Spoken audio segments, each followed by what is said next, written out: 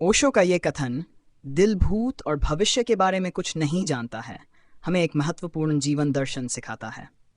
इस कथन के माध्यम से ओशो ने वर्तमान में जीने की महत्ता को उजागर किया है।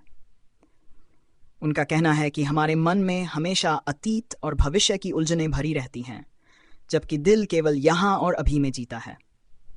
जब हम दिल की सुनते हैं और उसका अनुसरण करते हैं, तब हम जीवन का असली आनंद पा सकते हैं। नंबर 1, वर्तमान में जीने का महत्व। ओशो के अनुसार दिल हमेशा वर्तमान में रहता है।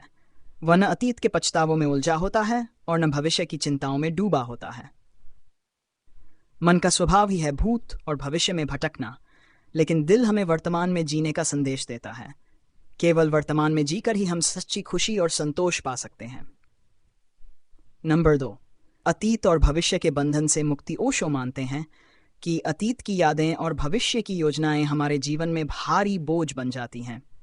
जब हम अतीत में उलझे रहते हैं तो उसका दर्द हमें वर्तमान में जीने नहीं देता, और जब हम भविष्य की चिंता में डूबे रहते हैं तो यह हमें आने वाले कल की चिंता में उलझा कर रखता है। दिल इन दोनों से मुक्त है, इसलिए हमें अपने दिल की आवाज़ को सुनकर इस बोझ से खुद को मुक्त करना चाहिए।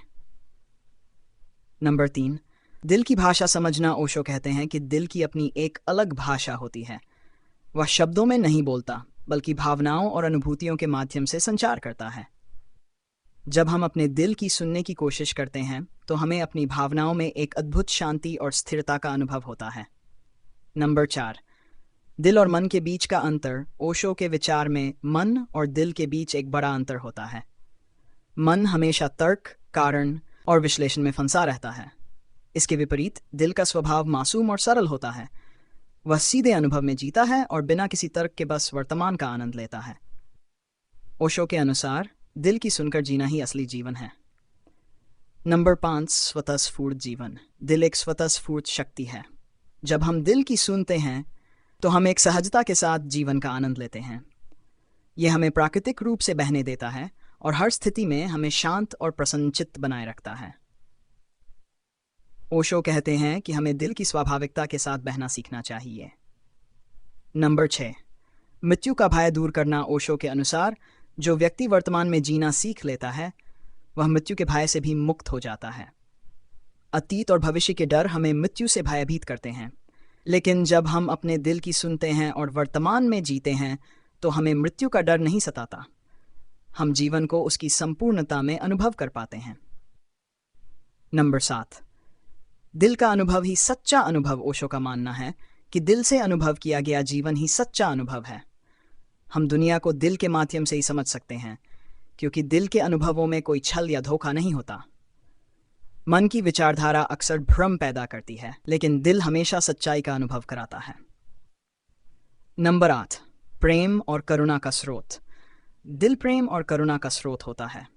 जब हम दिल से जीना शुरू करते हैं तो हमारे भीतर प्रेम और करुणा का संचार होता है। हमें दूसरों के प्रति सहज सहानुभूति और अपनत्व का अनुभव होता है, जो हमें एक बेहतर इंसान बनाता है।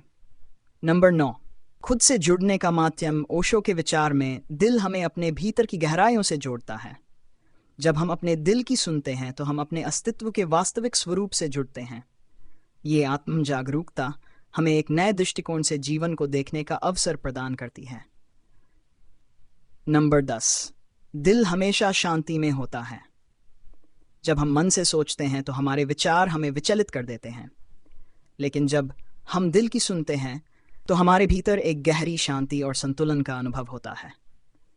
ओशो के अनुसार दिल की इस शांति को प्राप्त करना ही जीवन की सच्ची सफलता है।